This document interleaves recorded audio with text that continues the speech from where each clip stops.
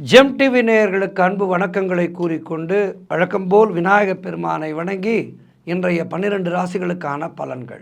இன்று 7/1/2026 புதன்கிழமை, விஸ்வாவசு வருடம், மார்கழி மாதம் 23ஆம் நாள். இன்றைய சூரிய உதயம் காலை 6:33 சூரிய அஸ்தமனம் மாலை 5:56 இன்றைய ஆதிக்க கிரகம் புத பகவான். வழிபட வேண்டிய தெய்வம் பெருமாள் வழிபாடு செய்ய வேண்டும். இந்த இடத்திலே ஒரு வார்த்தை என்னவென்றால், இந்த மார்கழி மாத அந்த விரதத்தை மேற்கொள்ள முடியாதவர்கள், மார்கழி முழு மாதமும் இந்த திருமணத் தடை நீங்குவதற்கான விரதத்தை மேற்கொள்ள வேண்டிய மாதம். இந்த மாதத்திலே விரதம் மேற்கொண்டு ஆண்டாள் நாச்சியாரை வழிபட்டால் திருமணத் தடைகள் நீங்கும் என்பது ஐதீகம். ஏதோ சூழ்நிலைகளாலே உங்களால் மார்கழி 1ஆம் தேதி விரதத்தை மேற்கொள்ள முடியவில்லை என்றால், இன்றைய நாள் பொன் கிடைத்தாலும் புதன் கிடைக்காது. 7ஆம் தேதி மார்கழி மாதம் இறுதியிலே இருக்கின்றோம். இந்த ஒரு வாரம் இந்த மார்கழி விரதத்தை கடைபிடித்து திருமணத்துக்காக காத்திருக்கின்ற பெண்களானாலும் சரி, ஆண்களானாலும் சரி, இந்த ஒரு வாரம் விரதம் இருந்து தினந்தோறும் ஆண்டாள் நாச்சியாரை வழிபட்டு பாசுரங்களை படித்து திருப்பாவை படித்து இந்த விரதத்தை மேற்கொண்டால் உங்களுக்கு திருமணத் தடை என்பது நிச்சயமாக நீங்கி இந்த வருடத்திலே கெட்டி மேளம் கொட்டி இல்வாழ்க்கையிலே ஒரு சந்தோஷம் உங்களுக்கு கிடைக்கும். ஆகவே இதுவரை மார்கழி நோன்பை மேற்கொள்ள முடியாதவர்கள், இன்றைய நாள் பொன் கிடைத்தாலும் புதன் கிடைக்காது. புதன்கிழமை பெருமாள் வழிபாடு செய்ய வேண்டிய நாள். இன்றைய நாளிலே அந்த விரதத்தை தொடங்குங்கள். தொடர்ந்து வருகின்ற ஒரு வாரம் விரதம் இருந்து ஆண்டாள் நாச்சியாரை வணங்குங்கள். திருமணத் தடைகள் நீங்கும். இன்றைய நல்ல நேரம் காலை 9:30 முதல் 10:30 வரை, மாலை 4:30 முதல் 5:30 வரை. இன்றைய ராகு காலம் மதியம் 12 முதல் 1:30 வரை. இன்றைய யமகண்டம் காலை 7:30 முதல் 9 வரை. குளிகை நேரம் காலை 10:30 முதல் 12 வரை. இன்றைய சுபகோரை புதன் கோரை நேரம் காலை 6 முதல் 7 வரை. இந்த நேரத்திலே கலை கல்வி சம்பந்தமான விஷயங்களை தொடங்கலாம். ஏதேனும் வழக்குகள் நடைபெற்று கொண்டிருந்தால் அந்த வழக்கு சம்பந்தமாக வழக்கறிஞரை பார்க்கலாம். யாருக்கேனும் ஜாதகம் கணிக்க வேண்டும் என்றால் இல்லத்திலே ஜாதகம் கணிக்கலாம். புது கணக்கு தொடங்கலாம். விதை விதைக்க அருமையான நேரம் இந்த நேரம். கவனமாக இருக்க வேண்டிய கோரை செவ்வாய் கோரை நேரம் காலை 10 முதல் 11 வரை. இந்த நேரத்திலே அமைதி காக்க வேண்டும். எந்த விதமான முக்கியமான முடிவுகளையும் எடுக்கக்கூடாது. குறிப்பாக பயணங்களை இந்த நேரத்திலே தொடங்கக்கூடாது. இன்றைய நட்சத்திரம் இன்று மாலை 4:38 வரை மகம், அதன் பிறகு பூரம். இன்றைய திதி இன்று காலை 11:35 வரை தேய்பிறை சதுர்த்தி, அதன் பிறகு பஞ்சமி, வாராகி வழிபாடு செய்ய வேண்டும். இன்றைய சந்திராட்டம நட்சத்திரம் இன்று மாலை வரை உத்திராடம் நட்சத்திரத்துக்கு சந்திராட்டமும், அதன் பிறகு திருவோணத்துக்கு சந்திராட்டமும் துவங்குகின்றது. கவனமாக இருக்க வேண்டும். தொடர்ந்து நாம் காண இருப்பது 12 ராசிகளுக்கான பலன்களை. மேஷ ராசி அன்பர்களே, இன்று சந்திரன் உங்கள் ராசிக்கு 5ஆம் இடத்திலே இருக்கின்றார். ராசி அதிபதி செவ்வாய் ராசிக்கு 9ஆம் இடத்திலே இருக்கின்றார். ஆகவே உங்களுடைய முயற்சிகள் எல்லாம் வெற்றி பெறும். அதேபோல் குழந்தை பாக்கியத்திற்காக காத்திருக்கின்ற தம்பதிகளுக்கு சந்தான பிராப்தி உண்டாகும். பொருளாதாரம் திருப்திகரமாக இருக்கும். தொட்டதெல்லாம் பொன்னாகக்கூடிய நல்ல நாள். பிள்ளைகளால் பெருமை ஏற்படும். வாழ்க்கை துணையால் மகிழ்ச்சி உண்டாகும். பூர்வீக சொத்துக்கள் கைக்கு வருகின்ற நல்ல நாள். எதிலும் வெற்றி உண்டாகின்ற நாள். நண்பர்கள் மூலம் அனுகூலங்கள் உண்டாகும். பண வரவு அதிகரிக்கும். வேலை மாற்றம் ஒரு சிலருக்கு உண்டாகும். தொழில் மற்றும் வியாபாரத்திலே சிறப்பானதொரு முன்னேற்றம் ஏற்படும். காரிய தடைகள் எல்லாம் விலகி எடுக்கின்ற முயற்சிகளிலே வெற்றிகள் தேடி வருகின்ற அருமையான நாள். ரிஷபராசி அன்பர்களே, இன்று சந்திரன் உங்கள் ராசிக்கு 4ஆம் இடத்திலே இருக்கின்றார். ராசி அதிபதி சுக்கிரன் ராசிக்கு 8ஆம் இடத்திலே இருக்கின்றார். ஆகவே வீடு வண்டி வாகன யோகம் உண்டாகும். கணவன் மனைவியிடையே நல்லதொரு ஒற்றுமை ஏற்படும். உடல் ஆரோக்கியம் சிறப்பாக இருக்கும். காரிய அனுகூலங்கள் உண்டாகின்ற நாள். வேலை மாற்றம் ஒரு சிலருக்கு உண்டாகும். திருமணம் போன்ற சுபகாரிய பேச்சுவார்த்தைகள் இனிதே முடிகின்ற நாள். தாய் வழி சொந்தங்களின் மூலம் நல்ல ஆதாயங்கள் உண்டாகும். பொருளாதாரத்திலே சிறப்பானதொரு வளர்ச்சி. வீடு கட்டுவதற்கான முயற்சிகளிலே வெற்றிகள் தேடி வரும். மொத்தத்தில் உங்களுடைய முயற்சிகள் எல்லாம் வெற்றி பெற்று குழப்பங்கள் தீருகின்ற நல்ல நாள். பெருமாள் வழிபாடு செய்யுங்கள். வாழ்த்துக்கள். மிதுன ராசி அன்பர்களே, இன்று சந்திரன் உங்கள் ராசிக்கு 3ஆம் இடத்திலே இருக்கின்றார். ராசி அதிபதி புதன் ராசிக்கு 7ஆம் இடத்திலே இருக்கின்றார். ஆகவே இளைய சகோதரர்கள் மூலம் நல்ல அனுகூலங்கள் உண்டாகும். நீங்கள் நினைத்ததெல்லாம் நல்லபடியாக நடக்கக்கூடிய நல்ல நாள். பயணங்கள் அதிகமாக மேற்கொள்வீர்கள்.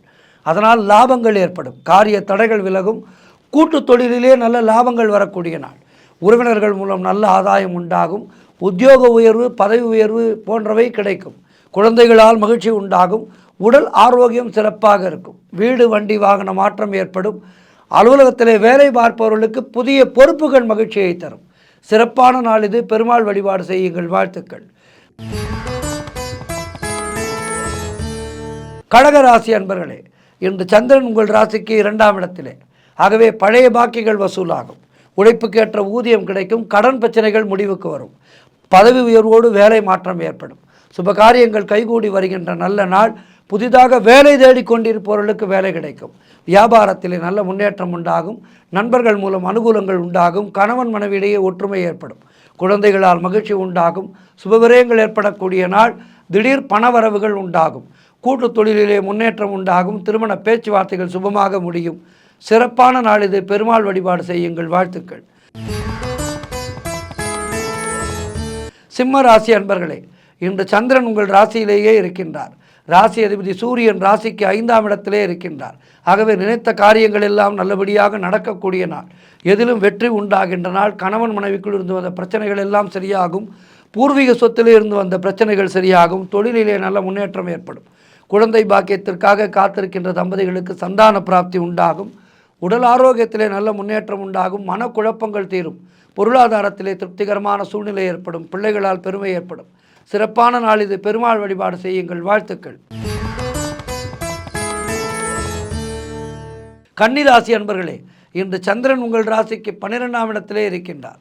ராசி அதிபதி புதன் ராசிக்கு 4ஆம் இடத்திலே இருக்கின்றார். ஆகவே திருமண பேச்சுவார்த்தைகள் சற்று தள்ளி போகும். வீடு வண்டி வாகன விரய செலவுகள் சிலருக்கு ஏற்படலாம். கவனமாக இருக்க வேண்டும். காரிய தடைகள் ஏற்பட்டு விலகுகின்ற நாள். தேவையில்லாத செலவுகள் ஏற்படலாம். உத்தியோகத்தில் இருப்பவர்கள் பணியிலே கூடுதல் கவனம் செலுத்த வேண்டிய நாள். மொத்தத்தில் இன்றைய நாளிலே நீங்கள் உடல் ஆரோக்கியம், பயணங்கள், மற்றவரோடு பேசுவது என எல்லா விதத்திலும் எச்சரிக்கையாக இருக்க வேண்டிய நாள். பெருமாள் வழிபாடு செய்யுங்கள்.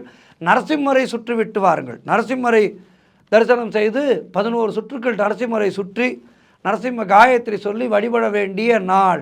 கவனமாக இருங்கள். துலாம் ராசி அன்பர்களே, இன்று சந்திரன் உங்கள் ராசிக்கு 11ஆம் இடத்திலே இருக்கின்றார். ராசி அதிபதி சுக்கிரன் ராசிக்கு 3ஆம் இடத்திலே இருக்கின்றார். ஆகவே வீடு வண்டி வாகன யோகம் உண்டாகும். உங்களுடைய முயற்சிகள் எல்லாம் வெற்றி பெறுகின்ற நாள். உத்தியோகத்திலே இருப்பவர்களுக்கு சம்பள உயர்வு, பதவி உயர்வு, இடமாற்றம் போன்றவை அமையும். திருமண பேச்சுவார்த்தைகள் சுபமாக முடியும்.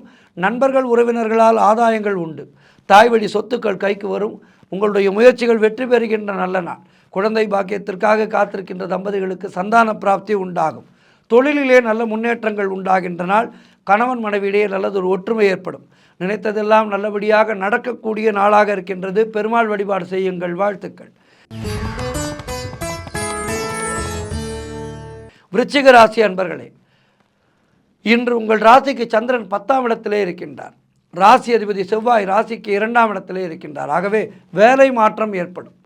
உங்களுடைய முயற்சிகள் எல்லாம் வெற்றி பெறுகின்ற நல்ல நாள். பொருளாதாரத்திலே சிறப்பானதொரு முன்னேற்றம் ஏற்படும். குடும்ப ஒற்றுமை அதிகரிக்கும். சந்தோஷத்தை தரும். கூட்டு தொழிலிலே நல்ல முன்னேற்றங்கள் உண்டாகும். உழைப்புக்கேற்ற ஊதியம் கிடைக்கும். பழைய பாக்கிகள் வசூலாகும். அரசு வகையிலே நல்ல ஆதாயங்கள் உண்டாகின்ற நாள். வேலையிலே உங்களுடைய திறமைகள் வெளிப்படும். மாணவர்கள் கல்வியிலே சாதனை படைக்கக்கூடிய நாள். கடன் பிரச்சனைகள் முடிவுக்கு வரும். குழந்தை பாக்கியத்திற்காக காத்திருக்கின்ற தம்பதிகளுக்கு சந்தான பிராப்தி கிடைக்கும். சிறப்பான நாள் இது. பெருமாள் வழிபாடு செய்யுங்கள். வாழ்த்துக்கள். தனுசு ராசி அன்பர்களே, இன்று சந்திரன் உங்கள் ராசிக்கு 9ஆம் இடத்திலே இருக்கின்றார். ராசி அதிபதி குரு ராசிக்கு 7ஆம் இடத்திலே இருக்கின்றார். ஆகவே கூட்டு தொழிலிலே நல்ல முன்னேற்றம் உண்டாகும். பொருள் வரவும் தனலாபமும் அதிகரிக்கின்ற நாள். திடீர் அதிர்ஷ்டங்கள் சிலருக்கு தேடி வரும். பதவி உயர்வோடு வேலை மாற்றம் ஒரு சிலருக்கு ஏற்படும். பண வரவு அதிகரிக்கும். அதனால் மனதிலே சந்தோஷம் இருக்கும். மனதிலே தெளிவு பிறக்கும். கூட்டு தொழிலிலே நல்ல லாபங்கள் வரக்கூடிய நாள். புதிய தொழில் முயற்சிகள் எல்லாம் வெற்றி பெறுகின்ற நல்ல நாள். வேலை தேடிக்கொண்டிருப்பவர்களுக்கு நல்ல வேலை கிடைக்கும். கணவன் மனைவியிடையே ஒற்றுமை அதிகரிக்கும். சுபகாரியங்கள் நடைபெறக்கூடிய நல்ல நாள். பெருமாள் வழிபாடு செய்யுங்கள். வாழ்த்துக்கள். மகர ராசி அன்பர்களே, இன்று சந்திரன் உங்கள் ராசிக்கு 8ஆம் இடத்திலே இருக்கின்றார். உங்கள் ராசி அதிபதி சனி ராசிக்கு 2ஆம் இடத்திலே இருக்கின்றார். நாள் முழுவதும் சந்திராட்டமும் மௌனத்தை கடைபிடியுங்கள். கணவன் மனைவிக்குள் சண்டை சச்சரவுகள் ஏற்பட வாய்ப்பு இருக்கின்றது. ஆகவே பேச்சிலே நிதானம் தேவை. வண்டி வாகனங்களிலே செல்லும்போது நிதானம் தேவை. நீங்கள் இன்றைய நாளிலே என்ன செய்ய வேண்டும்? சக்கரத்தாழ்வாரை வழிபட வேண்டும். சக்கரத்தாழ்வாரை வழிபாடு செய்து, நரசிம்மரை வழிபாடு செய்து, நரசிம்மருக்கு ஒரு நெய் தீபம் ஏற்றி வைத்து வழிபட்டு நலம் காண வேண்டிய நாள். மனதிலே குழப்பங்கள் இருந்தாலும் இதனை செய்தால் மனக்குழப்பங்கள் தீரும். 11 சுற்றுகள் சுற்றிவிட்டு நரசிம்மர் சன்னதியிலே அமர்ந்து சற்று தியானம் செய்துவிட்டு வாருங்கள். நரசிம்மர் அருளால் சந்திராட்டம பாதிப்புகள் குறையும். வாழ்த்துக்கள். கும்பராசி அன்பர்களே, இன்று சந்திரன் உங்கள் ராசிக்கு 7ஆம் இடத்திலே இருக்கின்றார். ராசி அதிபதி சனி ராசியிலேயே இருக்கின்றார். ஆகவே வியாபாரத்திலே சிறப்பானதொரு முன்னேற்றம் ஏற்படும். பூர்வீக சொத்திலே இருந்து வந்த பிரச்சனைகள் எல்லாம் சரியாகும். கடன் பிரச்சனைகள் தீரும். காரிய வெற்றிகள் உண்டாகும். வீடு வண்டி வாகன மாற்றம் ஏற்படும். நண்பர்கள் மூலம் அனுகூலங்கள் உண்டாகும். உங்களுடைய முயற்சிகள் வெற்றி பெறுகின்ற நல்ல நாள். பொருளாதாரம் திருப்திகரமாக இருக்கும். அலுவலகத்திலே இருந்து வந்த நெருக்கடிகள் குறையும். பிள்ளைகளால் பெருமை ஏற்படும். வாழ்க்கை துணையால் மகிழ்ச்சி உண்டாகும். திருமணம் போன்ற சுபகாரிய பேச்சுவார்த்தைகள் இனிதே முடியும். உறவினர்களோடு இருந்து வந்த மன வருத்தங்கள் தீருகின்ற நாள். சிறப்பான நாள் இது. பெருமாள் வழிபாடு செய்யுங்கள். வாழ்த்துக்கள். இறுதியாக மீனராசி அன்பர்களே, இன்று சந்திரன் உங்கள் ராசிக்கு 6ஆம் இடத்திலே இருக்கின்றார். ராசி அதிபதி குரு ராசிக்கு 4ஆம் இடத்திலே இருக்கின்றார். ஆகவே பொருளாதாரம் நெருக்கடியாக இருக்கும். உத்தியோக உயர்வு, பணியிட மாற்றம் போன்றவை கிடைக்கும். என்றாலும் அலுவலகத்திலே மற்றவர்களுடைய பிரச்சனைகளிலே தலையிடக்கூடாது. தொழிலிலே புதிய முதலீடுகளை, புதிய முயற்சிகளை தவிர்க்க வேண்டிய நாள். வெளியூர் பிரயாணங்களை தவிர்க்க வேண்டிய நாள். புதிதாக கடன் வாங்காதீர்கள், கடன் கொடுக்காதீர்கள். மேலதிகாரிகளால் நெருக்கடிகள் உண்டாகும். வேலை மாற்றம் உண்டாகும். அலுவலகத்தில் வேலை பளு அதிகமாக இருக்கும். குலதெய்வ வழிபாடு வெற்றியை தரும். வீண் வாக்குவாதங்களை தவிர்க்க வேண்டிய நாள். பெருமாள் வழிபாடு செய்யுங்கள். வாழ்த்துக்கள். 12 ராசியினரும் இன்றைய நாள் சிறப்பாக இருக்க பெருமாள் வழிபாடு செய்யுங்கள். வாழ்த்துக்கள். நன்றி, வணக்கம். இன்றைய ஆன்மீக தகவல். பகவத்கீதை பிறந்த இடம், போர் நடந்த இடம் குருக்ஷேத்திரம். பகவத்கீதையை பகவான் கண்ணன் அர்ஜுனனுக்கு உபதேசம் செய்தார். அர்ஜுனன் மூலமாக நமக்கெல்லாம் இந்த பகவத்கீதை கிடைத்தது. இந்த குருக்ஷேத்திரம் பற்றிய அறிவியல் பூர்வமான தத்துவங்களை பலர் ஆராய்ச்சி செய்திருக்கின்றார்கள். மகாபாரத போர் நடந்த இடம் எது என்றால் குருக்ஷேத்திரம் என்பது எல்லோருக்கும் தெரியும். குருக்ஷேத்திரம் எங்கிருக்கின்றது? இந்தியாவிலே. குருக்ஷேத்திரம் எங்கிருக்கின்றது? இந்தியாவிலே, இந்த பரந்த பாரத தேசத்திலே ஹரியானாவிலே இருக்கின்றது குருக்ஷேத்திரம். இப்போதும் அங்கே அந்த போர் நடந்த சுவடெல்லாம் இருப்பதாக சொல்கின்றார்கள் பார்ப்பவர்கள்.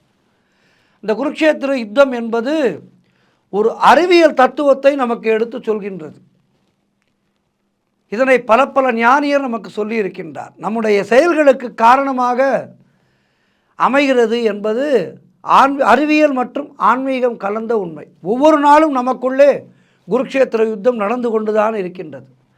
நம்முடைய மனது தான் இங்கே குருக்ஷேத்திரம், அதாவது போர் நடக்கின்ற இடம். நல்ல எண்ணமே அதிலே நம்முடைய மனது தான் குருக்ஷேத்திரம், அதாவது போர் நடக்கின்ற இடம். அதில் இருக்கின்ற நல்ல எண்ணம் என்பது நியாயத்திற்காக போராடும் தர்ம தலைமையிலான பாண்டவர்கள் கூட்டம். தீய எண்ணங்கள் அநியாயத்தின் பக்கம் இருக்கும் துரியோதனன் தலைமையிலான கௌரவர்கள் கூட்டம். ஓயாமல் இரு பிரிவுக்கும் போர் நடந்து கொண்டே இருக்கின்றது. நீங்களே யோசித்து பாருங்கள். நம்முடைய மனதிலே ஒரு சில நேரத்திலே நல்ல எண்ணங்கள் சிறப்பாக தோன்றும். ஆனால் ஒரு சில நேரத்திலே தீய எண்ணங்கள் சிறப்பாக தோன்றும். அதன் காரணம் என்ன? இதுதான் காரணம். நமக்குள்ளே நடக்கின்ற அந்த போர். ஆக பாண்டவர்களும் கௌரவர்களும் ஒரே பரம்பரையிலே பிறந்த தாயாதிகள், அதாவது சகோதரர்கள். அதே போல நல்லதும் கெட்டதும் ஒரே மனதிலே உற்பத்தியானவை. நம்முடைய மனதிலே தான் நல்ல எண்ணங்களும் உருவாகின்றது, தீய எண்ணங்களும் உருவாகின்றது.